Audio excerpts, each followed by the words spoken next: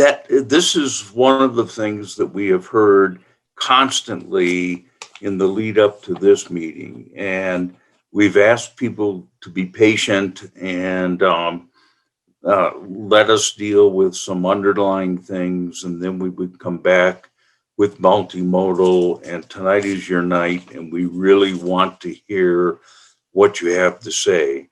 So tonight you will have a lot of different people presenting. New slide. One more new slide. Okay. Um, so you're stuck with me, but not for very long. And then you get our deputy public works director, and you get the city civil engineer, and then Nancy Lambertson, whose patience with me is unbounded in with Mueller and engineering and all of my goofy ideas.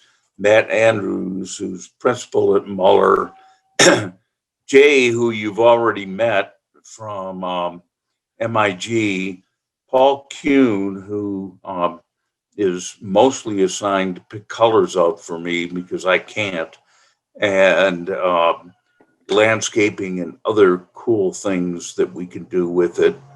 And then we have Elliot, who is mostly running all of this. So let's move on. No.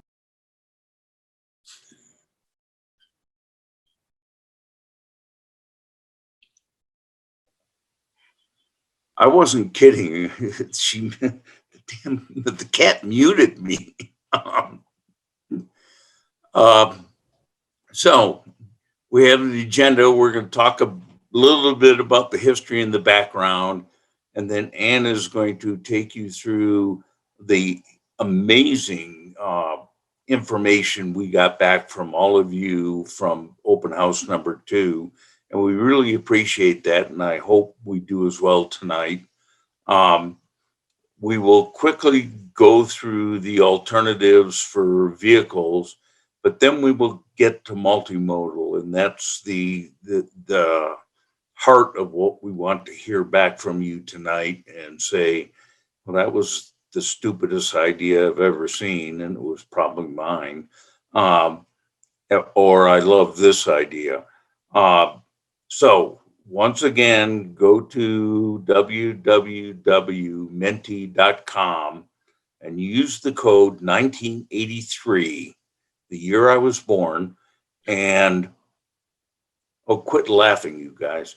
And 8344 to log in. And then when we ask for your input and we ask you to answer questions, you'll be able to do that. And then again, you can use the chat in Zoom, and those will be captured, and we will work on talking about those things. We'll group them a bit and talk about them as we go on.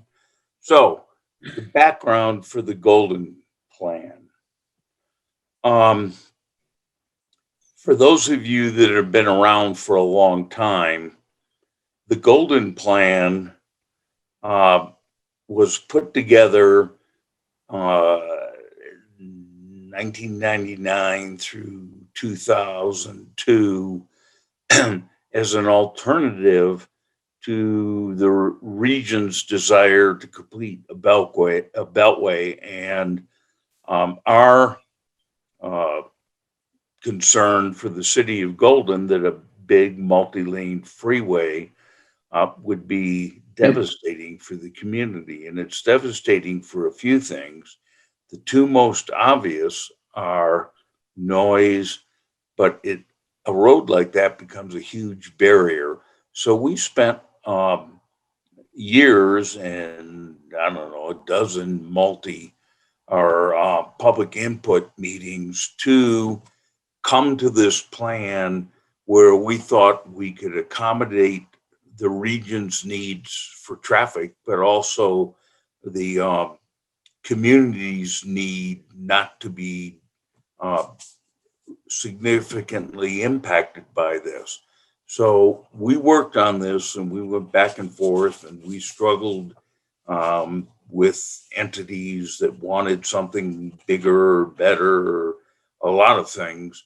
But we finally, in 2013, came to peace with CDOT, and then later, as the West Connect program moved forward, came to peace with the region, and we signed in 2013 a uh, memorandum of understanding with CDOT, and that understanding is this is what would be built through Golden. And so we're currently looking at one element of that much larger plan, and that plan goes from where the ramps from C470 come down all the way up to the northern edge. Well, you see, now I'm tracing it with my cursor, but that plan goes much farther than this project limits. It goes all the way up to the north end of Golden, so it covers US 6 and it covers Highway 93. But right now, we have been funded to design one element of that plan, and that element is an interchange for US 6 Heritage Road and Jefferson Parkway.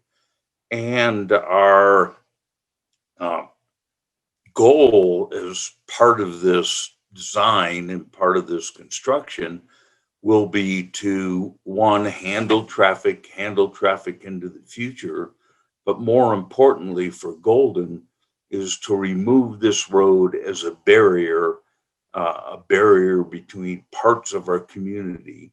And that really is what we're talking about tonight. So with that, I'm going to turn this over to Ann, who will give you a lot of information about what we've already learned from you. So go ahead, Ann. Thank you. Good evening, everyone. It's nice to have you here, and it's nice to hear the positive feedback on these virtual meetings. We enjoy them too, and we're not sure what we're going to do as we go back into this new normal. And but I have a suspicion, a sneaking suspicion, that we will continue to have virtual meetings for maybe forever. Maybe in conjunction with in-person meetings, but the information we get is so valuable from these, and that's really what I'm here to talk about today. Next slide, please. Our last meeting on our second open house, which is really a focus on vehicular traffic, we saw most of the attendees were really settled Golden residents, lived here between 6 and 20 years. That was a little higher percentage for longtime residents than our first one. And I don't, we for those of you that were participated, we had a big power outage that night up in the Stonebridge Heritage Dells neighborhood. So, maybe that played a role in all of the dynamics. But when you look at the neighborhoods that were represented and the places people said they were from, it felt like we were hearing from the entire community and not just one spot. Next slide, please. Interestingly, when we polled and asked how often people use the US 6 and Heritage Interchange, 85% of the people who attended the meeting or participated in the survey in the days after use the interchange daily or weekly. That was much higher than the first public meeting that we had. And the other interesting point is when we asked how people traveled through the interchange, we had a really significant portion that get through that interchange without using a car. They're either walking, jogging, or biking through the interchange. That was a pretty high percentage, and it might account for some of the comments that we'll see as we keep going through here. The majority still use a car to get through the interchange, but it was a pretty diverse crowd. Next slide, please. The focus of our last meeting was to look at 4 vehicular alternatives, really talking about how we want to get cars through the interchange. We had a standard signalized diamond that everyone's familiar with, a stop controlled diverging diamond, which is becoming more common, but a more unusual traffic pattern. We had a dual roundabout interchange, which is new to Golden, but we're good at roundabouts around here. And then a single roundabout interchange.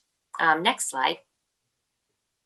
The signalized diamond, which is what you see at pretty much every highway interchange you've been through, had got I don't know, not a lot of excitement. 13% of the people who participated in the survey liked it, and more than half the people, about 53%, either had significant concerns or just flat out didn't like it. Next slide.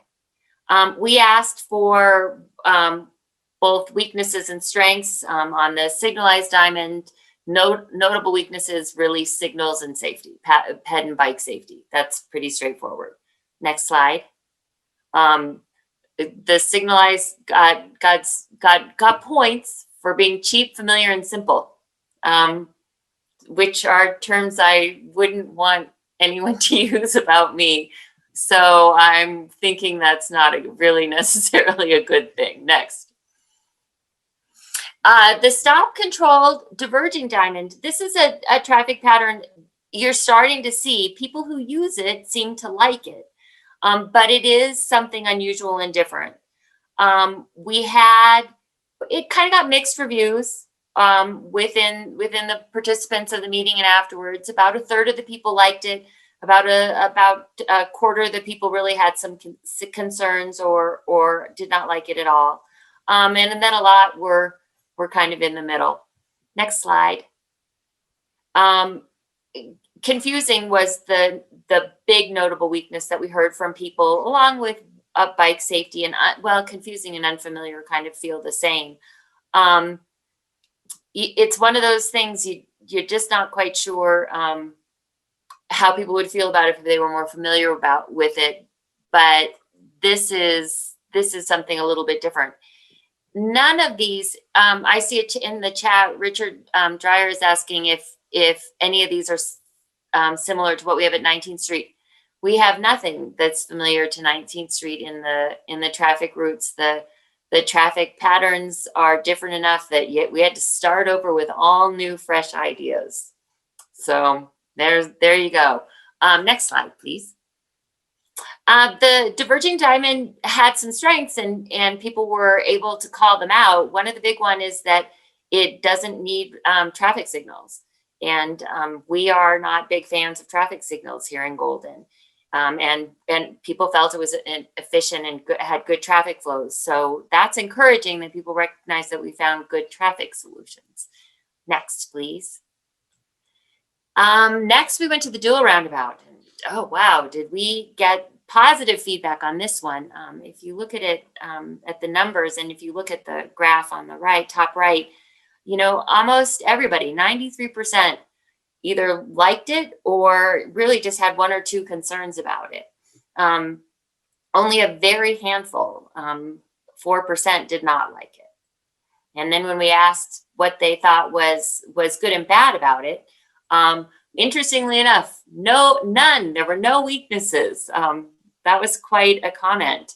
But there were concerns about size and it being confusing and what the construction would look like and how we would separate bikes and peds, which was very much a theme throughout the last meeting. Next, please.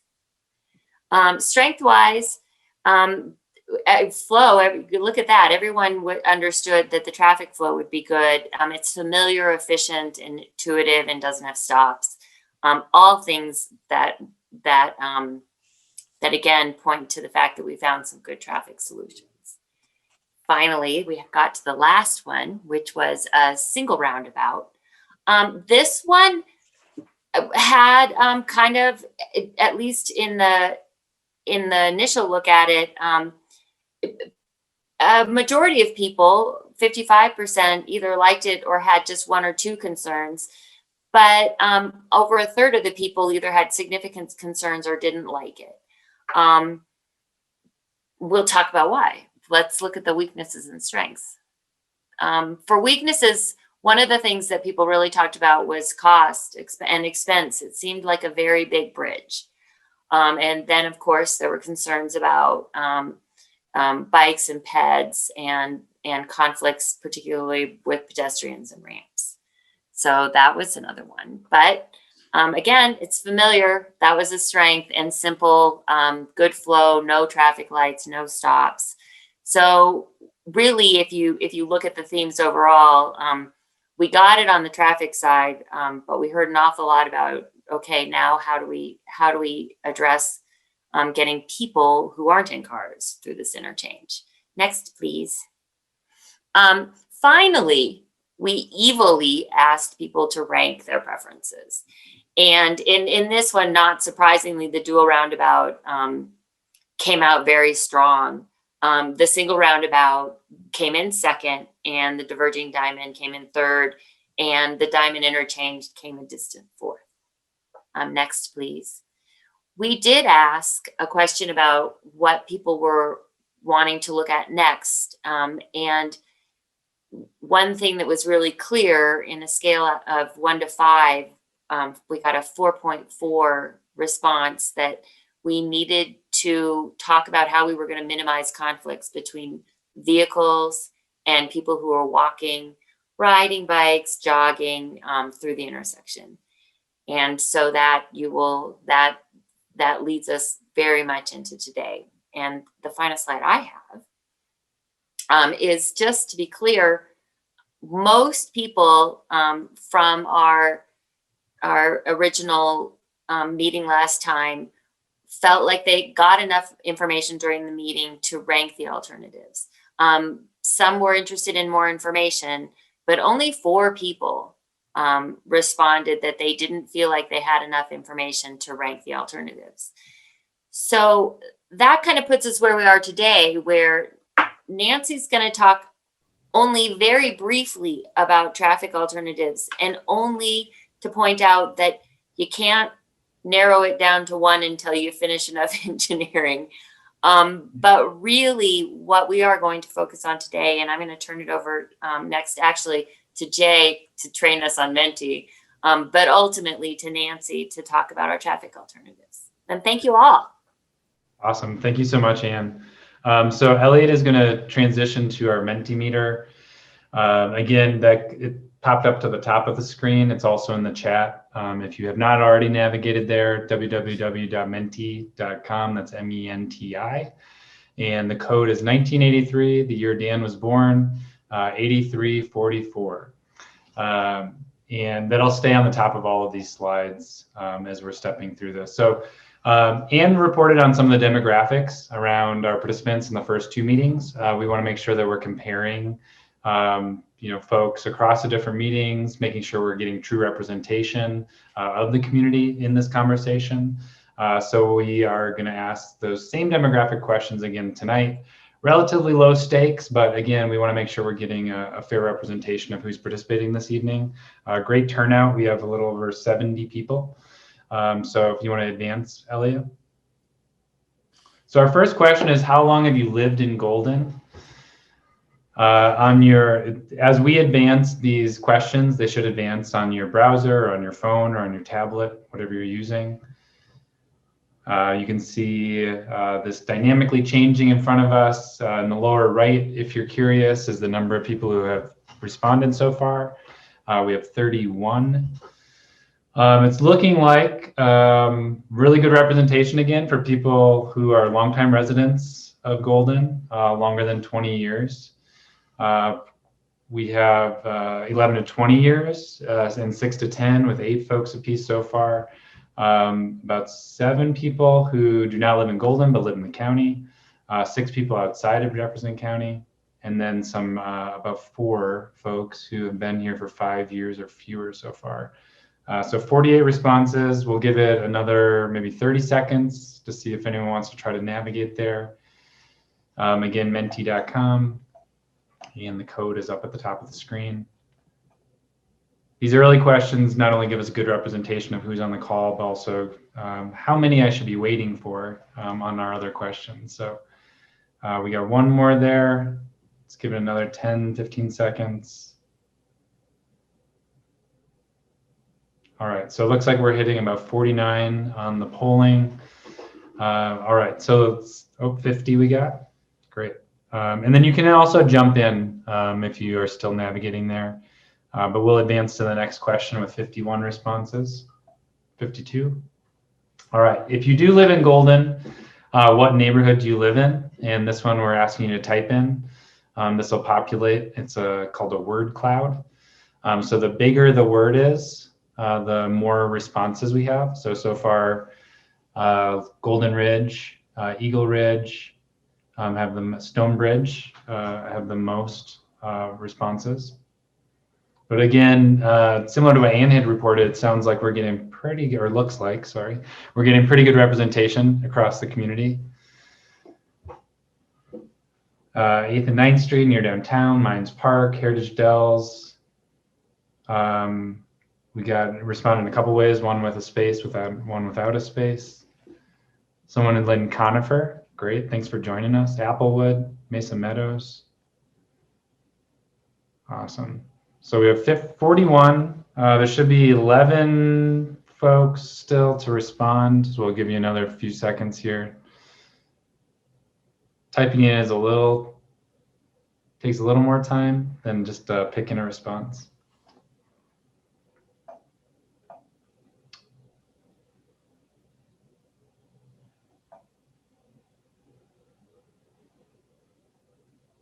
Yeah, after you respond to a question, I'm responding to Richard's chat. After you respond to a question, it will actually, it waits for Elliot to advance it to the next question. So you will get that message. Please wait for the presenter to show the next slide.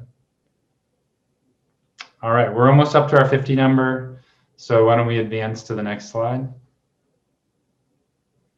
How often do you pass through the US 6 and Heritage Road interchange?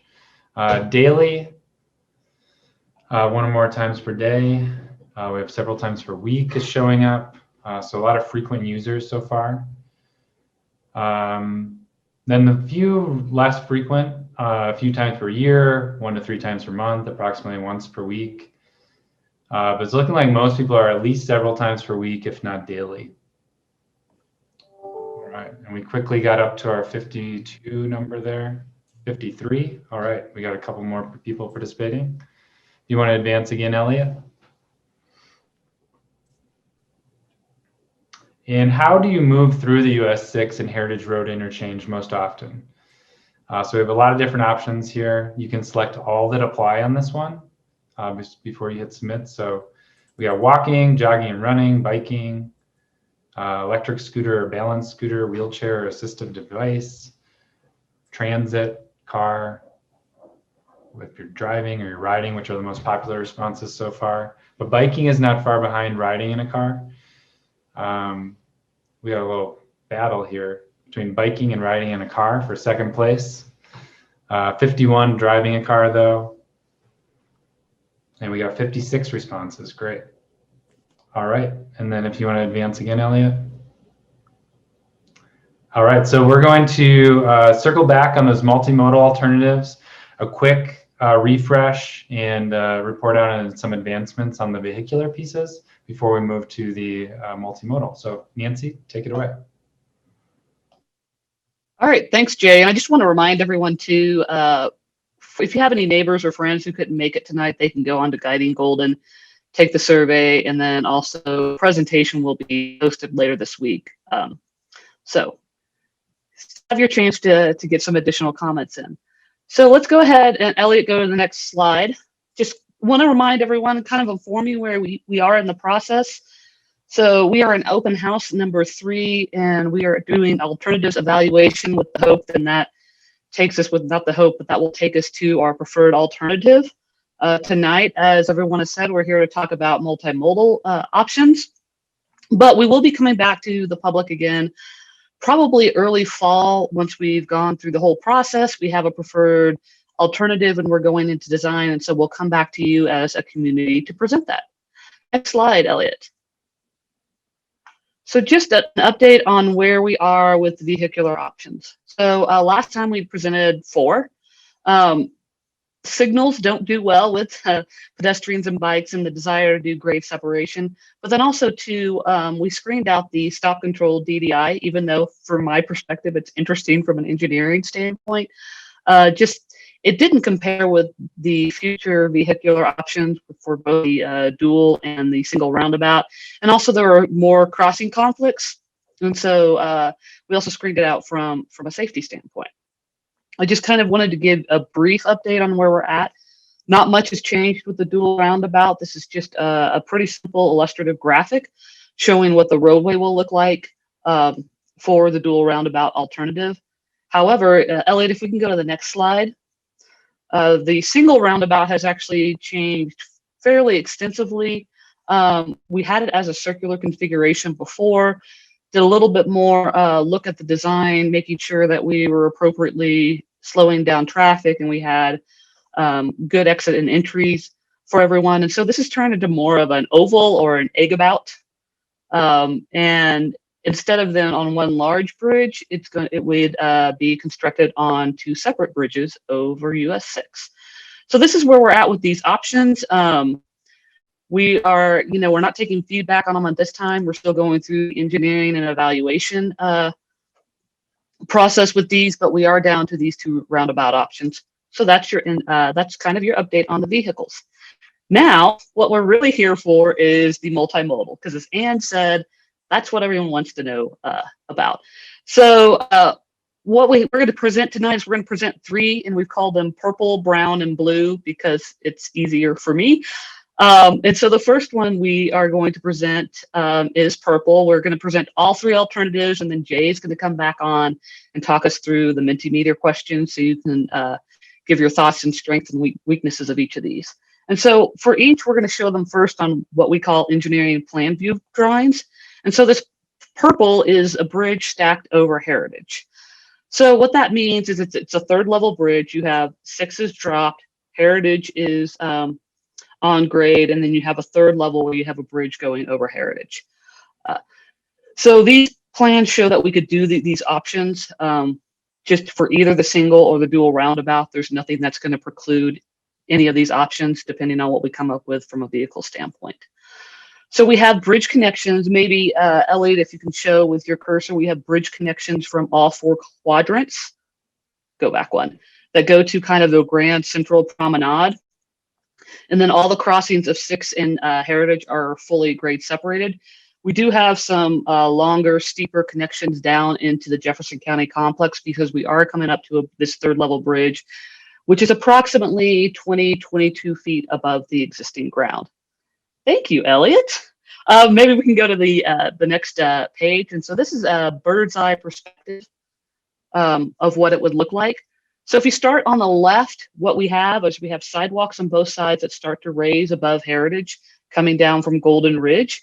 And then you can see the separate pedestrian bridge connections on either side over to what we're calling a Grand Promenade. And we're using the phrase promenade because it's not just going to be, it's golden, it's not going to be your stereotypical pedestrian bridge over Heritage.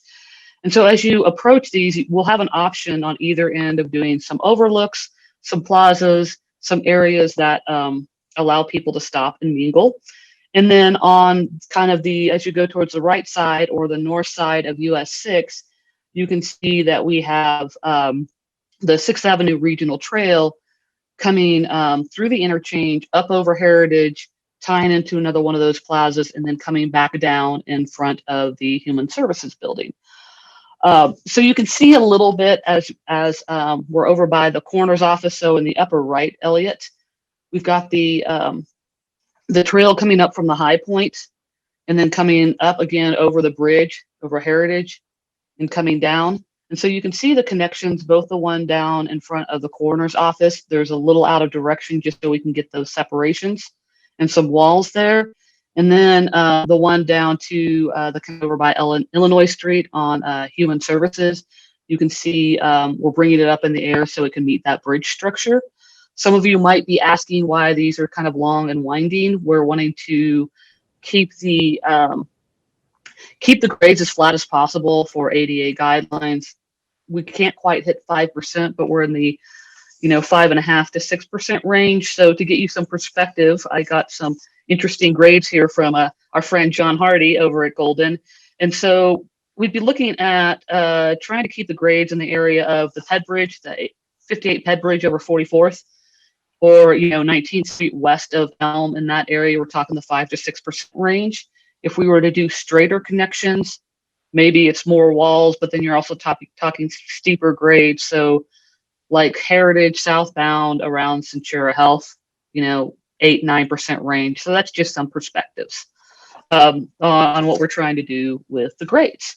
Nancy, on the grades, someone asked about the ability for electric wheelchairs to make it up those grades. Do you think that would be doable? The general, and John, you can pipe in on the chat for me or send me another message. That's why we try to keep everything at about 5%. That's the ADA guidelines generally. So that is our thought process, is to make this as accessible as possible. But when you're getting up on this third level and you have kind of these great views, you are going up in elevation. So there'll be some steeper climbs. So Lauren asked, dedicated bike lane on the bridge. Are you talking about down with Heritage or up on the promenade, Lauren? Because down on Heritage, is we would have bikes being on street and looking for connections as to, well, in this one, the connection would have to come down. We would have bikes up on the promenade. We're looking at wider pedestrian bridges to accommodate both bikes and pedestrians. Ina brought up a good point. Thank you. There will be a great visual impact. Once again, kind of looking at both the coroner's office and human services, you can see how the trail is up in the air. And so that's going to block some of maybe the views that they have now. So keep the questions going, come in, everyone. And then maybe, Elliot, can you go to the next slide? Thank you. So the pros, this separates peds and bikes from Heritage traffic. You get access from all 4 quadrants from both sides of Heritage to this grade separation. All the grade crossings are grade separated. And then also too, you would have the opportunities for amazing views from the promenade, considering cons. It does require the most uphill climbing to the bridge. If you were to start in front of the coroner's office, you're talking about 35 feet in elevation. It looks cool, but there are multiple complicated structural elements. Sure, our structural engineers would like their hands on it, but that does increase cost. We do have significant visual impacts on Jefferson County buildings, along with kind of the loop trail system. Can you go back a slide, Elliot, please? So we know that there's a little bit, I've called it the lunchtime loop. It's just what I've made up, but we do know that there's a loop that goes around the coroner's office back to the county courthouse and everything to that effect. So there would be some impacts to that loop trail and a little out of direction travel. And then you can go back to the pros and cons, Elliot. So once again, the long kind of winding, steep sidewalk connections on the north side down to Illinois Street. And then there's also a slight kink in the 6th Avenue Regional Trail as it comes up on the Promenade Bridge. And so we would have to really work on making sure we didn't create visibility issues or encourage any ped and bike conflicts. So let's go to the next one. Nancy, go ahead, Jay. On to the next one. There was a question about clearances. I don't know if that's been determined yet, but how high the bridge would be to avoid conflicts with tractor trailers. Oh yeah, we'd have to have the full 16.5, so 16 and a half feet. And that's standard. We would probably look at it, maybe we would look at what we would need to do. We design 16 and a half is the minimum. Sometimes we design up to 17 and a half, which is what we did. We would have to do this both for Heritage over 6 and also for the pedestrian bridge over Heritage. So that clearance at its lowest point is what we did down at 19th Street, just for reference. Great, thanks. Yes, we do not want trucks hitting anything. Yeah, definitely. And then just before Nancy starts with the brown alternative, I just wanted to articulate, I'm sure folks saw it in the chat, but several people said that one of their concerns about that first one was that cyclists might just use the road rather than going up, climbing up and having to go across and dealing with conflicts with You the know, and that's a consideration we're looking at. We have an option down the road where we might be able to provide a little bit more access for cyclists on the road. We're also looking for, is there a way that we can, if you're going north on Heritage, is there a way if you stay in the road that we can provide a connection to the regional trail? We do not have that totally figured out, but we would also too, it would be assumed, so like Michael just said, cyclists would take the lane through the roundabout, the on-street cyclist. So let's see, high winds pose a structural concern. Obviously, we would want to account for wind and snow loading with this bridge design. If you were on a windy day, you would probably feel it. All right, good point, Claire. As a commuting site, you're less concerned about the grades and more concerned about the speed difference. So we would definitely want to make sure that we are accommodating those of you who are on-street bicyclists.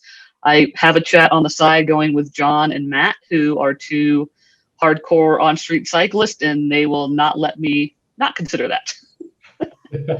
So great, and we'll so yeah, don't the alternatives after we step through all of them. So keep them coming in the chat, but just know that. See, keep them coming.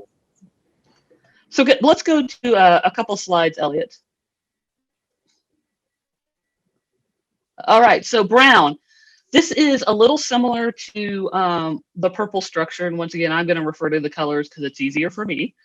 And so what this is the bridge goes over US 6 and the ramps, but it's offset to the west. So we do not provide fully grade separated crossing in the southeast quadrant. But as you can see, even though we're going over Heritage, the regional trail is a straighter alignment, much more defined with, who has the right of way with bicyclists. The connections down into Jefferson County Complex are similar to what they are still with the long and steep due to the raise in elevation. And then because we can play around with the grades a little bit by offsetting it from over Heritage, although it's not quite as high as the purple, these structures are probably still around 18 feet above the existing ground. But that's just to give a general comparison. Obviously, we don't have this engineered yet. But next slide, Elliot. So this is another bird's eye perspective. You can see starting from on the left side. So what we would have in this case is instead of access from both sides of Heritage, we would look at improving the Golden Ridge intersection, looking at some curb extension, some enhanced crossing there, have people cross Golden Ridge over to the west side, and then follow that trail up to the bridge, crossing over both the ramps and US 6 at the same time. You can see we have some opportunities in maybe a plaza on the north side where the regional trail connects to the bridge.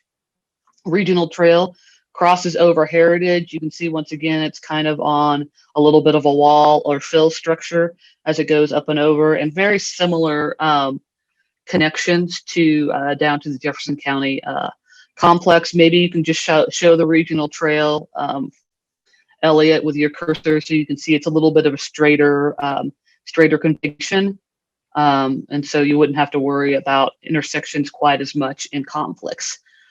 So next slide, Elliot. Hey, Nancy, while we're on that one, Oh, go back. I think it was Claire asked, how would you get on this ped bike facility if you're heading north on Heritage from the south side? We would go back to over on the left side.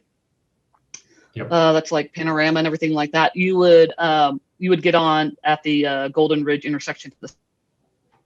Great. So let me look at a couple of questions.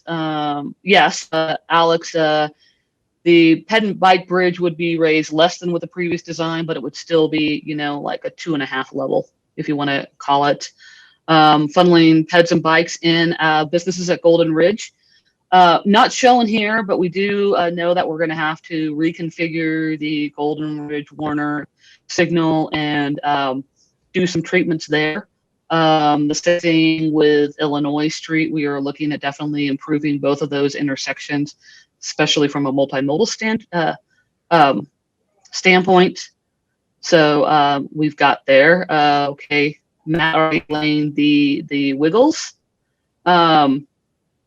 And for the thoughts to clearly delineate bike lanes with the pedestrian and bike conflicts.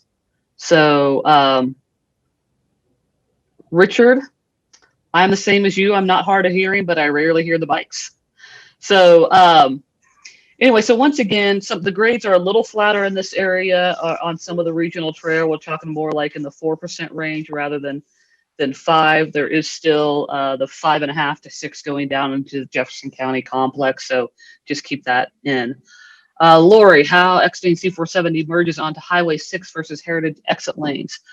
Okay, I'm going to do a little tangent, even though this is strictly about multimodal, but we are adding a third westbound lane that comes off of C470 and it carries through the interchange.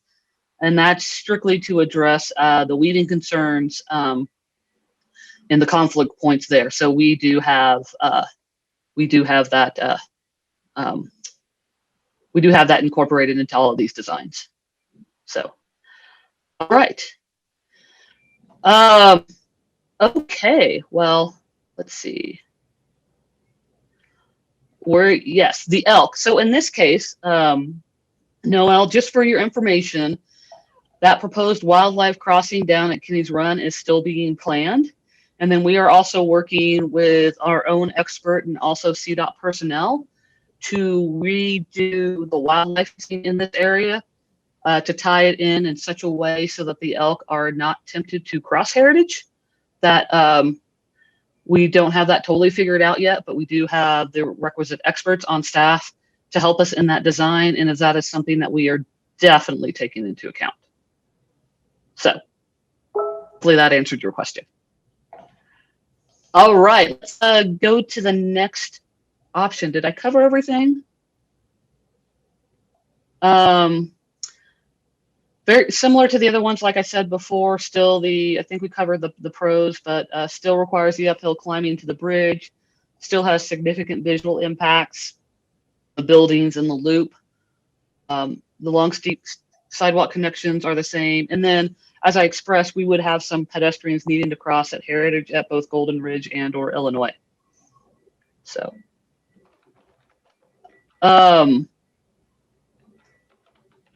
so let's go to the next one, Elliot. Thanks.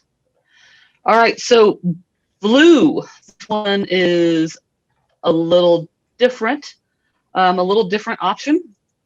And so we're calling this under heritage and ramps with offset lid. I know that's a catchy name. So in this alternative, this trail and the sidewalk connections go under both heritage and the west ramps. And then we have a lid offset from Heritage Road that goes over US 6.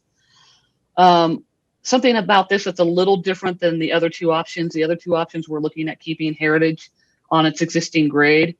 And this one, to make the vertical work, we're looking at potentially having to raise Heritage Road about 3 to 4 feet from where it is now.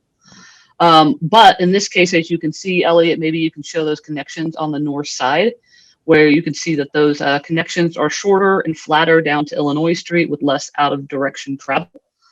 Also, too, you'll be crossing under Heritage with the regional trail, so kind of a box culvert or an underpass. And then it's possible too for the businesses coming out of Golden Ridge, once again, going back to that intersection, looking at enhancing and improving that intersection for obviously multimodal safety and connectivity. So we can go to the next slide.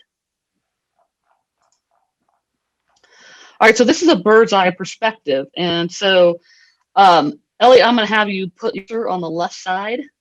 Once again, this is this is the sidewalk Golden Ridge. So you can see it's already separated from Heritage quite a bit. So Heritage is going at its grade, but then the sidewalk is lower. And you can see that we have these, nicer, wider underpasses going underneath the ramps. And then it pops out onto what we call a lid kind of thing, probably not to the extent of 19th Street as far as the width and the amenities, but the opportunity to provide some amenities in some zones as you go over the highway. Then you go under the other ramp and connect then into the regional trail. You can see the regional trail lays a little bit more on existing ground than the other options, and we'd be coming under heritage. We're looking at some opportunities coming under heritage of either making those separate structures, or Dan, our structural engineer, wants to put in skylights. So I've never done that before, but what the heck, why not? And then Elliot, on the right side, over more closer to the coroner's office, you can see that that trail is a little closer to the existing grade, and those connections down to Jefferson County are a little flatter and shorter. So let's go ahead and go to the pros and cons. Elliot, the next slide. So once again, this separates pedestrians and bikes from the heritage traffic. We have the flattest slopes for the peds and bikes. So in this option, sorry, I'm pulling out my notes. So in this option, those connections from the trail down to Illinois Street are more in about the 2 to 3% range and a little bit more direct. This does minimize the visual impacts for Jefferson County buildings, as well as the least amount of impact to that existing loop system. However, there will be some visual impacts, since we will likely have to raise heritage some. This also has the shortest length of path on or under a structure. And what I mean by this is a lot of this trail system is just going to be on ground. And then it also provides some green lid opportunities. The cons, once again, perhaps raising heritage for the ramp underpasses. Can you go back to the preceding slide, Elliot? So you can see where if you go over towards the lid, it has an amenity zone, maybe some, areas for benches and that type of thing, but you're not going to be up that third level, so you won't have the same opportunities for your views. And then the other aspect is, as I talked about, requires some pedestrians to cross heritage at Golden Ridge. And then back to the question regarding the elk, because this is not going to be up in the air. I mean, I don't know elk that have climbed walls. I could be wrong.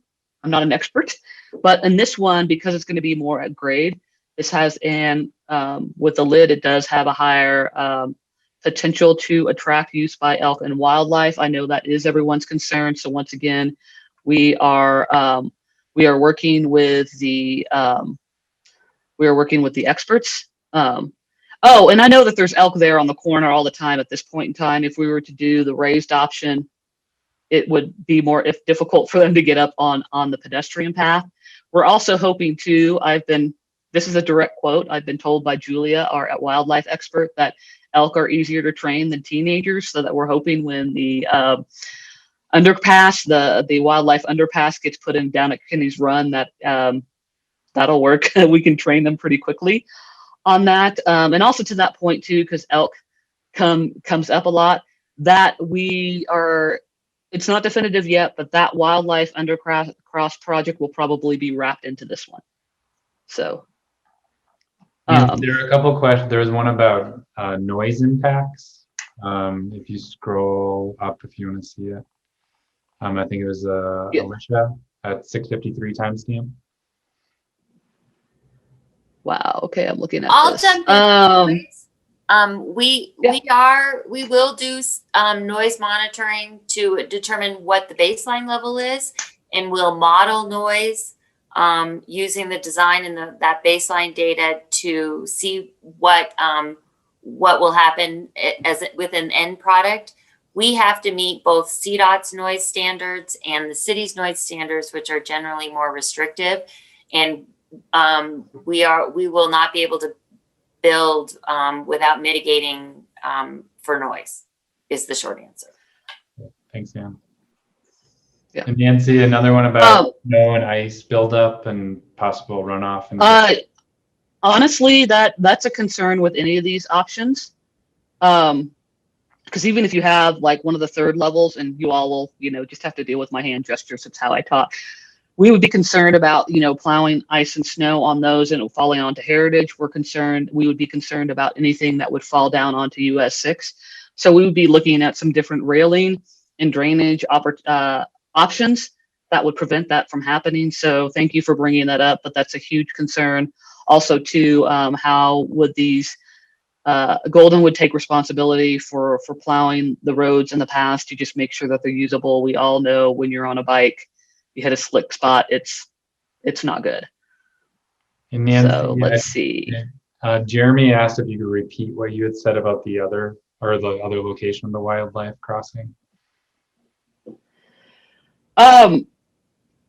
So if you go a little north of this location, do you all know where the path comes down out of the neighborhoods and goes underneath US 6, and you can take that over to Fossil Trace Splash through the Jefferson County complex?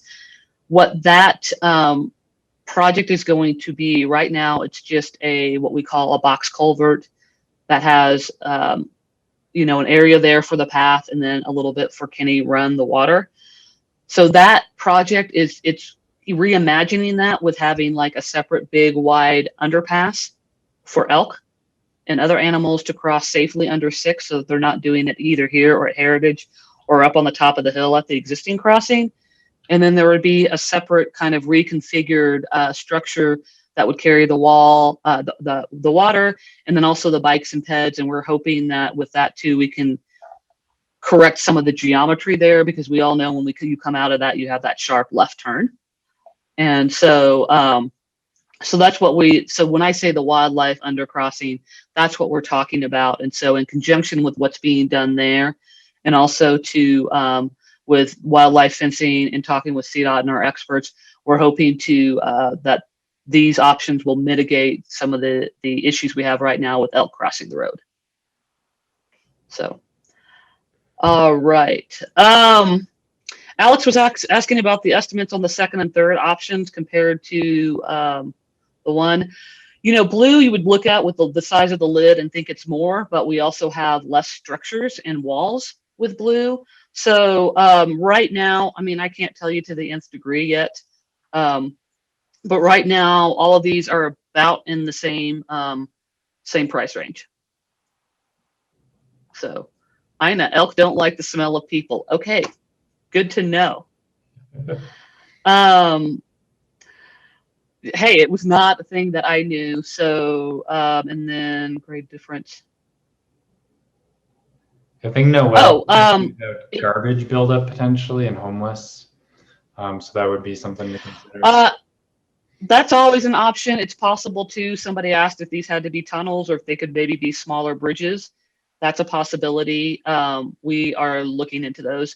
We all know that no one likes to do a long underpass. And so we definitely have that consideration in mind, for your comfort, your safety. We're also looking at any of these options, making sure that we have the appropriate lighting, wayfinding, especially at a pedestrian scale. So, so let's see. Jeremy, we have money for design. Trust me, Golden is doing everything that they can to get money for construction. CDOT and Golden in Jefferson County are all teaming partners on this. So we're hoping as we can take this through design, we will be successful in some of those applications for money. And then that way we could roll into construction pretty quickly, but no guarantees. So let's see. Jason was asking about walls, landscaping, public art. We will take all of that into consideration. So let's see. Kim, at this point in time, we are not considering Johnson and 10th, but if you have any suggestions, I would say, go ahead and send them our direction, and we can, or to Golden's, and we can forward those. So, all right. Once again, more aspects about snow and ice and debris, something we're all aware of. Okay. So I think we've gone through all of the options. So once again, purple, purple, brown, and blue. And then, so I think at this point in time, Jay, you're going to take over, kind of taking everyone through some questions on the alternatives, what you think about each individual one, also how you would compare them, and then keep the questions coming in the chat. Perfect. Thank you, Nancy. And Nancy, I'm assuming you can keep an eye on the chat and try to respond to some of those. Great. So menti.com again, same code as before. Dan's birth year with 8344 at the end. And if you want to advance to the first question. So first we're going to ask a set of questions for each alternative individually, and then we'll do some comparison. So again, this is a reminder since we went through 3 alternatives. This is the first one that we looked at, the purple alternative. A reminder that all 3 of these options work with either of the vehicular configurations that are being looked at currently. So this is sort of an independent look. But again, looking at this option with a single bridge centered over the either single or double roundabout configuration. Next slide. So focusing specifically on walking and jogging and people using assistive devices such as wheelchairs and walkers, how do you feel this alternative would work? And we're going to ask this, the next question is going to be about bikes and sort of other wheeled devices other than wheelchairs. Yeah. A quick thing, Alex asked again, and this is kind of going at why everyone's answering this question.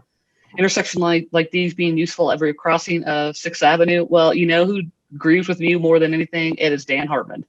So as a part of the Golden Plan, which is on 6 and 93 from Johnson Road all the way up to about 64th in Arvada, the plan right now is at most of these major intersections is to provide grade separation for these issues that you were talking about with the current buildup of traffic.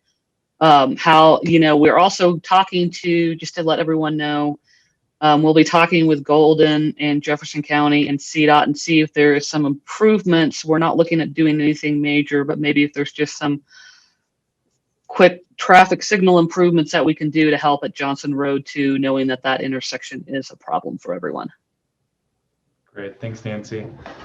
So we have 4 people have indicated that they like this option and they think it'll function really well for walking, jogging, assistive devices.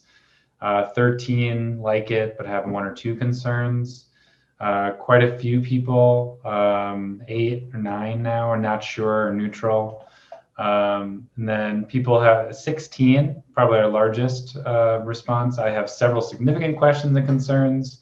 And another 8 or so, I don't like this option for walking, jogging, and assistive devices. So let's advance to the next slide. And we're going to ask the same question for bikes, scooters, and skateboards. Obviously, it's easier to answer if you are, in fact, a biker, a rider of scooters or skateboards, but try to put yourself in that perspective, even if you don't use those.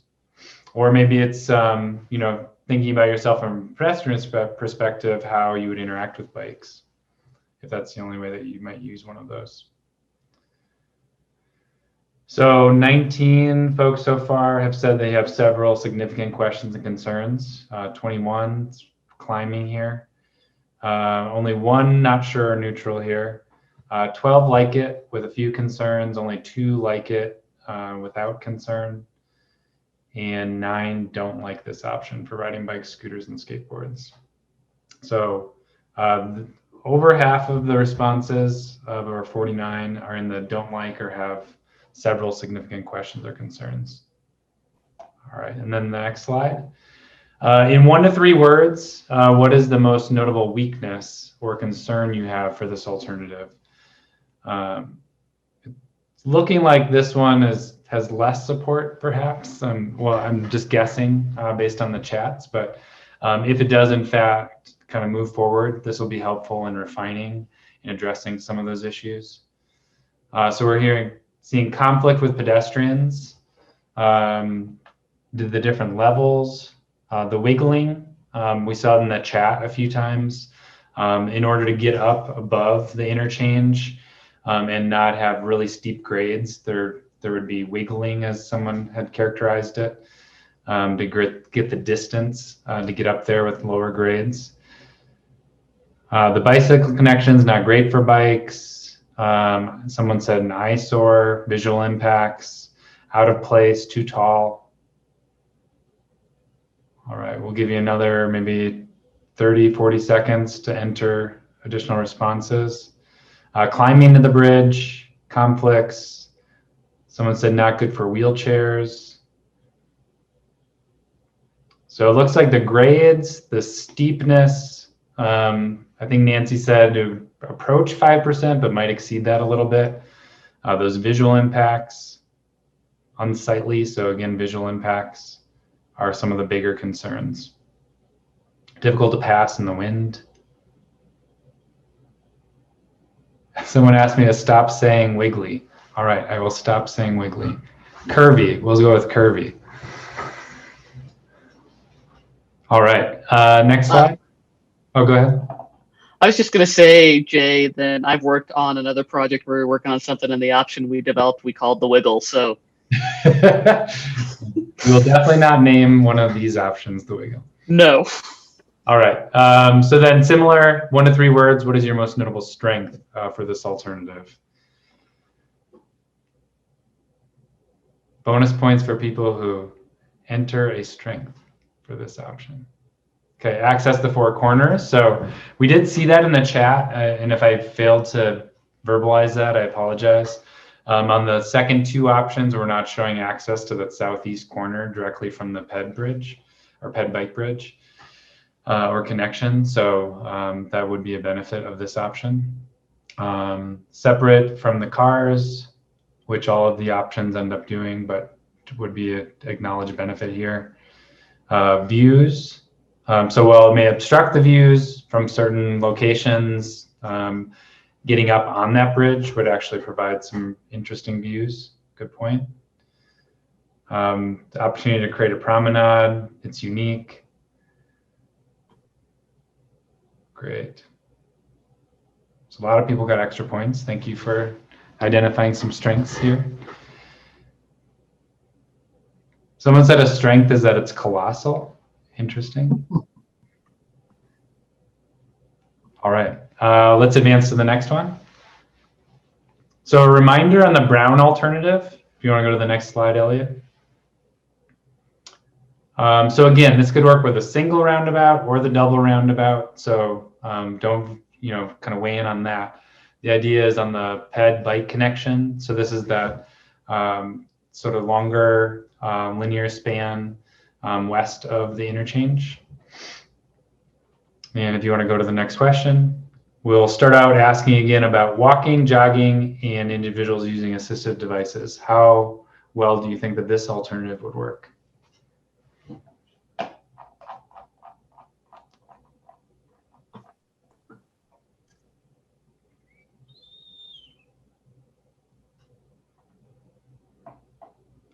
Brian in the chat had said one of the concern on our last option that we were looking at, the first one, very high bridge would feel sketchy in a thunderstorm.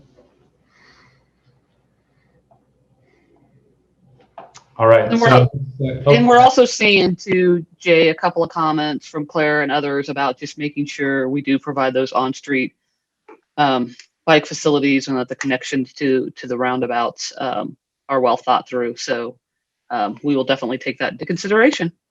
Great. And then just to articulate a little further on that connection to the southeast corner, which this is one of the options that doesn't show that currently. What people were saying in the chat earlier is a concern about accessing businesses on that southeast corner. So on the second option, it looks like nearly even split between liking it, kind of outright liking it with a few concerns. 8, not sure, neutral. 9, I have several significant questions and concerns. And only 3 on this one, not liking the option for walking, jogging, or assistive devices. If you can go to the next one, Elliot. Perfect. So now looking at it from a bike riding, scooter, skateboard perspective.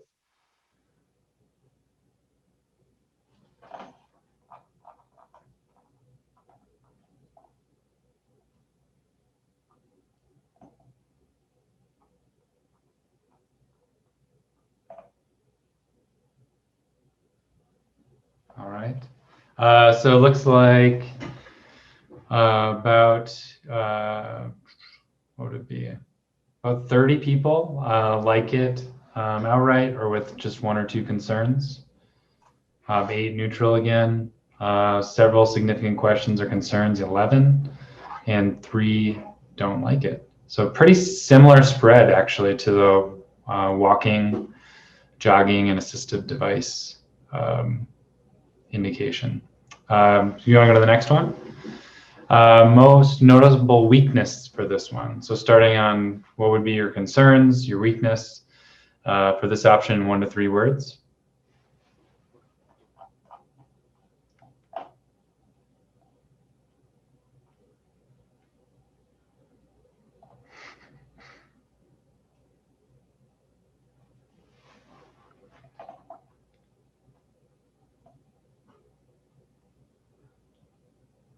So the lack of 4-corner access is showing up in a couple different ways here. Too tight for bikes and peds. So that if an option like this were to move forward, we're definitely exploring ways to make that wide enough for safe passing and whatnot. No directional separation is one of the concerns. Access, the grade again. Straight on Heritage. I think that means coming north on Heritage from the south. Structural pillars were brought up as a weakness. No access to the businesses, crossing of Heritage, one-side access. So it seems like that's one of the bigger concerns that would need to be looked at if this option were to move forward. And then, sorry, I was just looking at the chat again, and Matthew Kyle had a question about the number of peds and bikes. Typically, we're looking at about 10 in the peak hour crossing US 6 on Heritage, and about 20 on the regional trail during peak hours. So it is significantly less. It is significantly less than we had up at 19th Street with Mines Park being on one corner, the college students, and also the loop up to Lookout. Even though it's less, we still want to do what we can to address the the pedestrian safety and for bikes also too, and also the comfort. So just a few more numbers out there. Sorry, it took me a little while to get to that. No problem. And then we have the most notable strength for this alternative. Someone led with none, but then we are seeing some strengths identified so far. Simple and direct, less infrastructure, another opportunity for a promenade. Let's see, easy to use, no elk, prefabricated elements. Someone's thinking about how to build this thing. Straight. Separation from the vehicles again. Yes. Simpler, less impact than the promenade.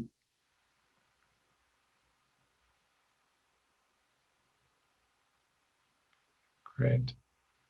Away from the cars, walkable. Someone said the overlook, more direct.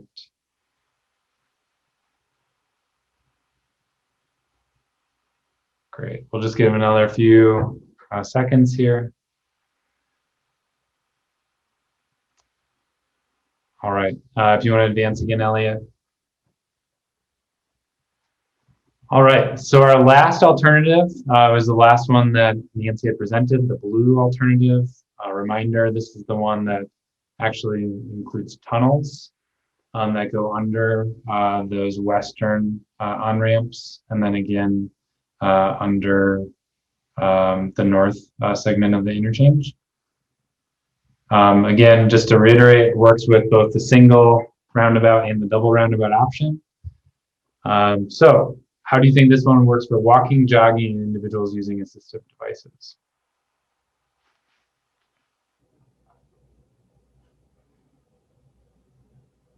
All right, so as expected, I think from the chat, as Nancy was presenting, this option is showing the most support so far for walking, jogging, and individuals using assistive devices.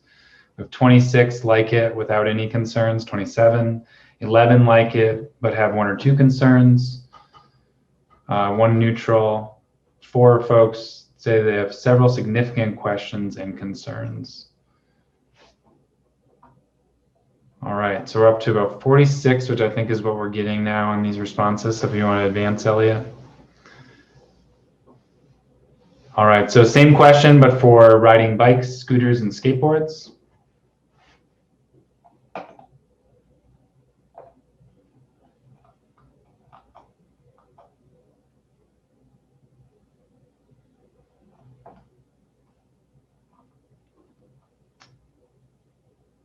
All right, so not quite as strong of support as for walking, jogging, and assistive devices, but still pretty strong support we're seeing here for this option. 22 liking it without concern, 19 with 1 or 2 concerns. We do have 2 folks don't like it for riding bikes, scooters, and skateboards, and 2 with significant questions or concerns, 3 neutral. All right, so we'll do our weakness and strengths before the next piece of our presentation. So starting with weaknesses or concerns for this alternative, love to hear in 1 to 3 words, ideally, if you can do that, especially from those folks who said that they did not like this for walking or biking or skateboarding or other means.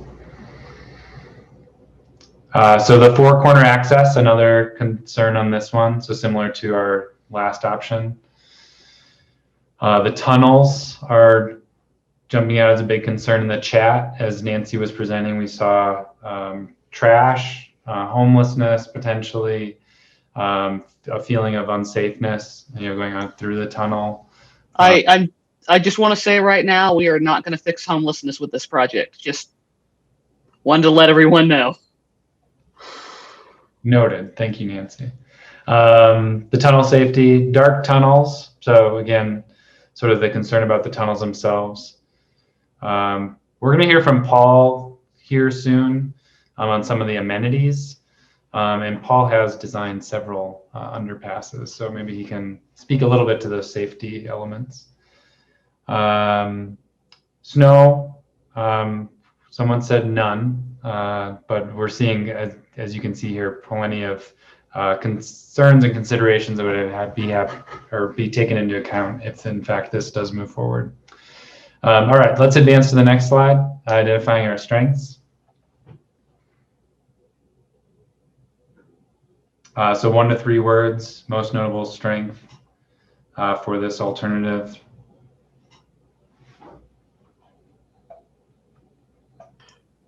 Claire just brought up a point, and John reminded me too. She was asking about connecting the road to the bike path on the northeast side for those cyclists who want to use road coming down Heritage and then connect to Highway 6 path.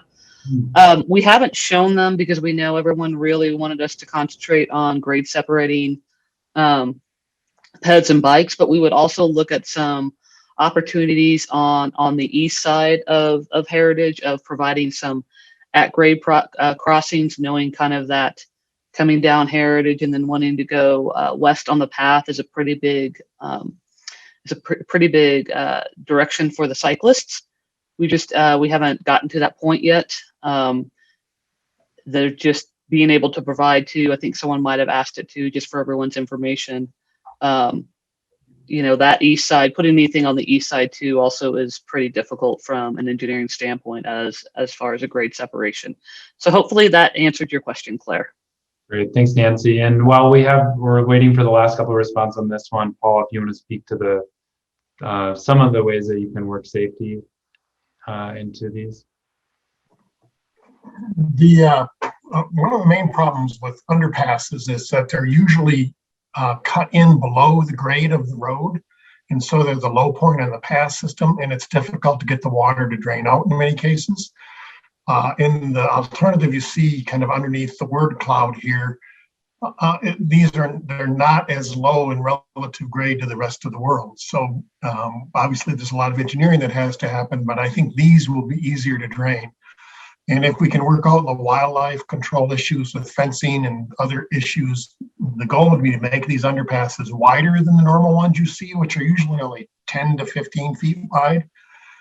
The goal would be to have these be closer to the underpasses you see, say, up at the CU campus coming off from the hill, where you have very, very wide underpasses that you can move through. There's a lot more light. They're a lot more open. Yes, art and lighting are all part of the process.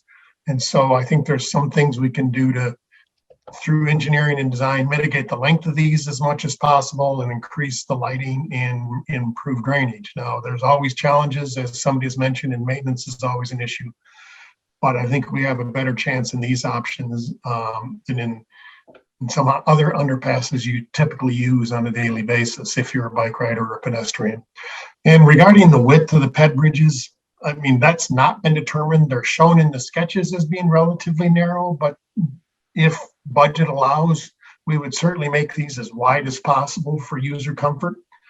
And, perhaps bicyclists and pedestrians would feel comfortable if the bridges are wide enough, using both at the same time. As many of the serious cyclists have mentioned, they'd probably stay on street, and we see that quite often. It's more the casual cyclists that might be more interested in using the raised bridges on the other options, if the bridges are wide enough and comfortable enough.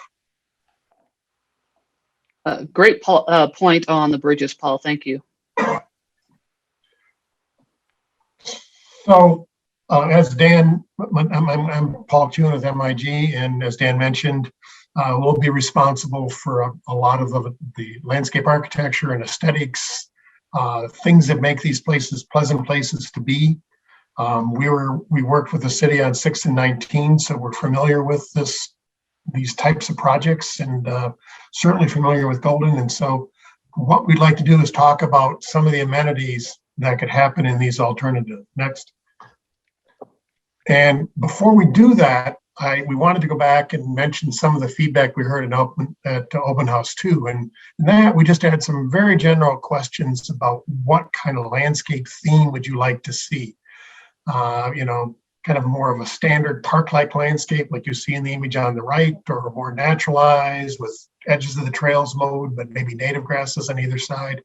And as you can see by the numbers there of 112, 100 on the naturalized side versus 12 on the kind of more manicured park side, everybody thought this particular project really benefited from the naturalized landscape. Next. And in some cases, we said, we felt that you actually have to spend less. Actually, putting in bluegrass turf is relatively cheap as compared to doing a lot of perennials and plantings and really making a real striking naturalized landscape. But the long-term maintenance is higher. And so we asked people, would they support higher initial cost or for lower ongoing maintenance cost? And once again, very strong support for spend more money up front to make it less costly to maintain going forward. Next. Once again, trying to get some general ideas about how people visualize the landscapes in these areas. Oftentimes in public settings, you see very formal plantings with rows of plants, and they look, very organized and wonderful. But that's not necessarily what we heard the people want to see. As you can see, the majority of the people wanted shrubs and grasses and perennials and informal groupings, that naturalized landscape. You usually don't see results this lopsided, so we feel we have very clear direction. And the good thing about this is within the CDOT right-of-way, there's a dictate from CDOT to go with native and naturalized plantings. So that aligns well with their goals for landscapes in right-of-ways. Next. So next, okay. And so what we're going to do is we're going to touch on the amenity packages, the things that people would like to see. Back up one, Elliot. And we got the 3 interchanges, and we're going to show you back up on Elliot, please. We're going to show you a cross section of amenities, and we're going to have, we want to give you an opportunity, and once again, that word cloud format to tell us which amenities are more important to you. And as we go forward, as Nancy mentioned, there'll be another meeting. We're going to present landscape alternatives for the preferred alternative, whatever that ends up being from the 3 you see here. So those will be, it's not going to be just one option. We're going to give you several options when we come together for the next meeting. Okay, now we move, Elliot. Next, please. So we have a lot of different ways we can do the things that make these places better. Seating opportunities. They can be native stone. We have wonderful sources of native stones in Colorado. We can be we can go benches on a bridge structure, as you see on the left. Benches on overlook. We have a lot of opportunities for overlook plazas. We can have benches along the path system for people to stop and rest, and ideally put them in the shade of a tree. It may take a while, but that would be the goal, to have benches in shade in the long term. Next. Next. We have as we mentioned, on a couple of the alternatives, we have opportunities for overlooks, and those can be overlooks within the landscape, as you saw on the previous slide, which are things that can be set on the soil, or we can do overlooks on the bridge structures themselves. We'll be the first to admit that we weren't able to find a lot of great examples that fit with the landscape or the character we have in this area, because this is a rather unusual application of overlooks on bridges. But these kind of convey the ideas of what the overlooks could look like if they're on a structure. Next slide. In Golden, every project has to consider art. Checkmate, as you saw in US 6 and 19. Art can take a lot of different forms, naturalized stone walls that are curvilinear and really interesting sculptures. There's a lot of different ways to do art, but art can be part of the landscape and included in the landscape. And as somebody mentioned, within the bridge, under the underpasses themselves, abutment walls, all those sorts of things can include arches. Art, please. Art. Next one, Elliot. But we also have the opportunity to incorporate art on the overlook or on a bridge structure, as you see here. I mean, this is a piece that is a piece of art on an overlook and a bridge over a river. There's even the opportunity to incorporate art into the bridge itself and really make it a unique statement. There's a lot of great bridges in the world, and we've had that opportunity for art on structure. Next slide, please. We don't see this as a park amenity where you'd have a big playground and huge picnic shelters and people gathering, because we really don't have places for people to park. But there could be opportunities for small play structures, maybe nature play, a small sculptural piece of play equipment.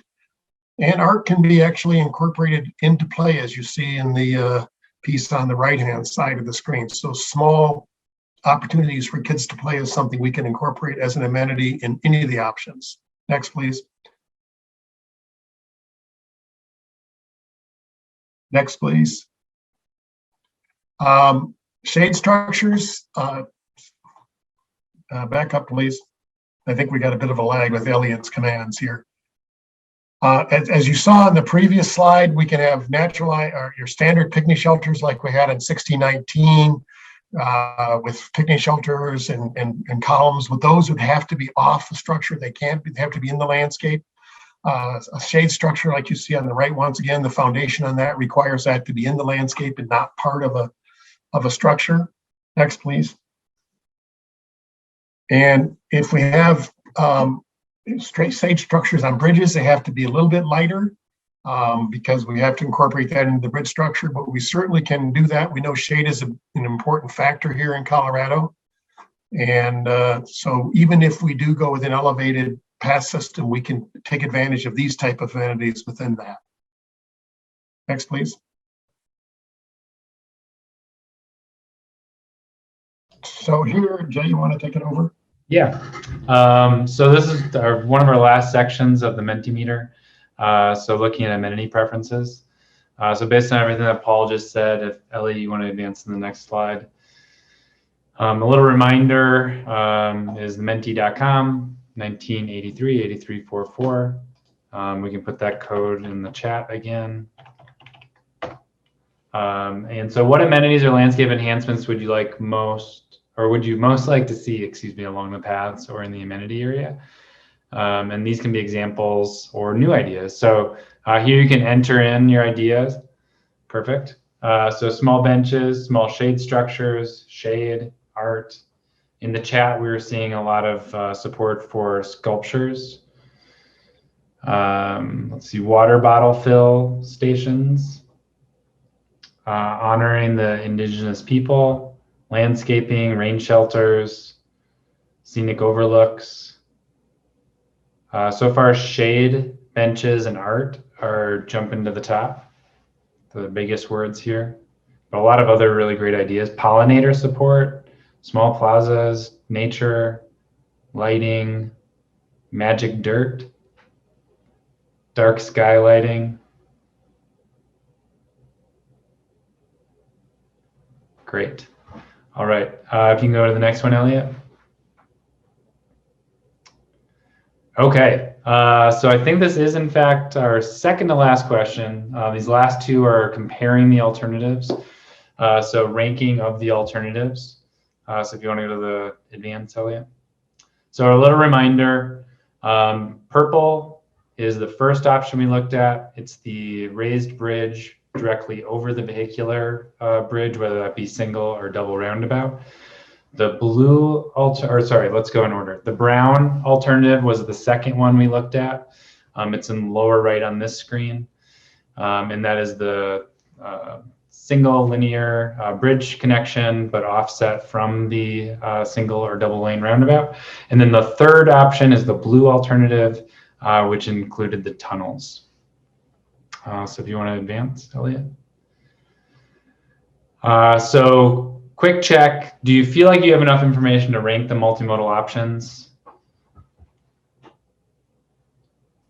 And Jay, while you mentioned this, Noel had a question earlier, or a comment about air quality. Much like Anne talked about earlier with noise, we will be doing some modeling and any mitigation for noise as needed, but also too, in our experience with 6th and 19th, I mean, this is not the exact same project, but by taking the US 6 traffic and not having them stop at a signal, generally that does improve the air quality in the area. You are correct that it is over a highway, but I did want to let you know that that is also a consideration when we're looking at these various alternatives and designing is ways to reduce air quality concerns. So I just wanted to respond to Noel on that. Yeah, great. Thank you, Nancy. And it looks like folks feel like they have enough information to at least rank the alternatives. But about 13 people said they'd be interested in getting more information about all the alternatives. And one person indicated they'd be interested in getting information about the alternatives they rank the highest. So let's advance to that ranking question. So we have the blue, brown, and purple. So it's in the reverse order right now, but they should show up on your screen, the choices. Again, here the descriptions may be helpful. So blue, again, had the tunnels. The brown was the bridge structure offset from the vehicular bridge connection. And the purple was the bridge directly over the vehicular bridge connection. And there is a fourth option. Do you prefer another option that's not been shown tonight? So if you have a different idea, or maybe you just don't like any of these, that's okay too. You would pick that fourth option. Okay, so far we have about half of our respondents, and blue is jumping out to the top, or jumping out in first. Brown, the structure offset from the vehicular connection is second, and our stacked option is third. It does look like at least a handful of people, not just one or two, but a small handful would prefer another option. So if you do have ideas about that would be, please enter those in the chat, and we will definitely invite those ideas. I think we have one last question for you, if I remember correctly. So complete the following sentence. I'll be supportive of the multimodal alternative that's emerging as a community preference if it, so this would be a way to say, well, what would kind of get it over the hump for you? The multimodal alternative that seems to be emerging is that blue option. So how could that be made better? How could that be made a great alternative for the city of Golden?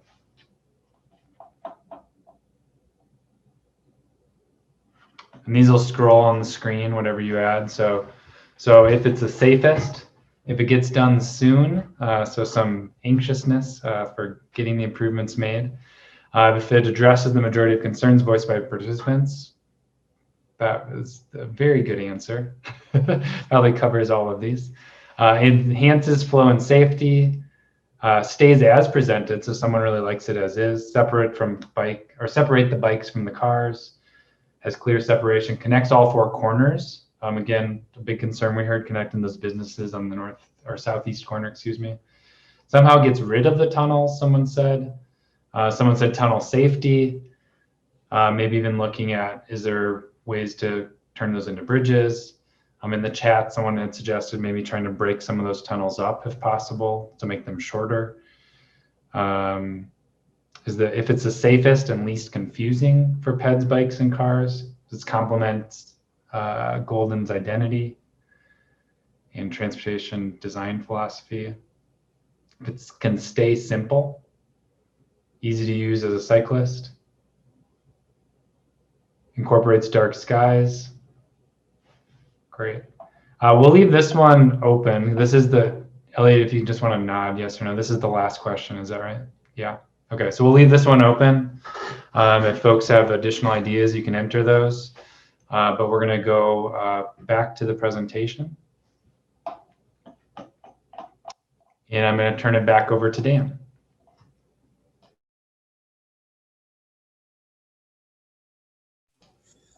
I was muted. You think you would know by now. So thank you, Jay. So we have some next steps, and what we are going to be looking for. Oh, now my home phone is ringing. 3 next steps. First, we want everyone to know that this will be up for additional comments and for people to take the or answer the questions and give us their input, and it'll be up for 2 weeks.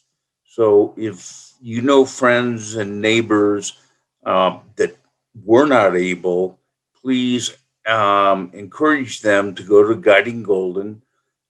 You will see everything that we distributed tonight, and we've recorded it so you can watch it. So please, we want your input.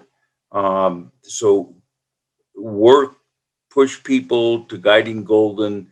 The more we get from you, the better result we will have for you. So please do that. So now we have had 3 public input meetings. We've gotten very good information about outcomes. We've got very good information about preferences for traffic. And hopefully tonight we'll get very good information and preferences about multimodal alternatives and comments on how we can take what we threw out to you and make it better. So we will take that and we will go back to design. We'll start dealing with a little bit more of the minutia and how you make grades work, and can we make the tunnels way wide so people are happy but elk hate them. And we will work with those alternatives, and probably late summer, early fall, we will come back and we will have taken all of this input and information and tried to mold it into one thing that you can look at with some alternatives, which are tweaks about how this looks or that looks. And we will bring that back and we will again ask for your comments. So please, guidinggolden.com, go there, give us input. It's important. It's important for us to give you the project or the best project that we can give you. But now there is a unscripted question, and I know Nancy is waiting and Ann is horrified. But if you go to Guiding Golden and you're commenting, please comment on how you like this type of format for public input. We are now getting to a point where the picture on the right, we could be back to that. And do you like that? Is that important to you? Is that conversation important to you? Or is this format help you? And it's easier for you because you don't have to come out. But I would like you to comment, say, I like the virtual format, or I'd much rather talk to you in person. And please let us know, because as we go forward and as the world comes a little bit more back to normal, we could do either. Nothing personal, but I hope we don't have to do both. But give us some impact or input. That would be important. So thank you very much. I appreciate you all being here. Jay, any final words? No, I just want to say once again, reiterate what Dan said, fantastic input in all three of our sessions so far. I think in the chat, we're seeing generally some strong support for this format. So we'll see how that continues to evolve as we get additional input. People said that they liked the rendered images. A couple people said the 3D images were all really helpful. So we'll make sure that we incorporate those types of visuals moving forward. But yeah, I just wanted to say thank you again, and fantastic input. We're excited to work with you moving forward, and hope you all have a really great night. And I would just reiterate for everyone, we really do appreciate your comments. And if you know someone who could not attend, please have them go to Guiding Golden. We do take in all this input. It greatly helps us during design to really understand what the community wants from an outcome and desire standpoint. And thank you again, everyone, for jumping on and listening to us tonight and answering our questions.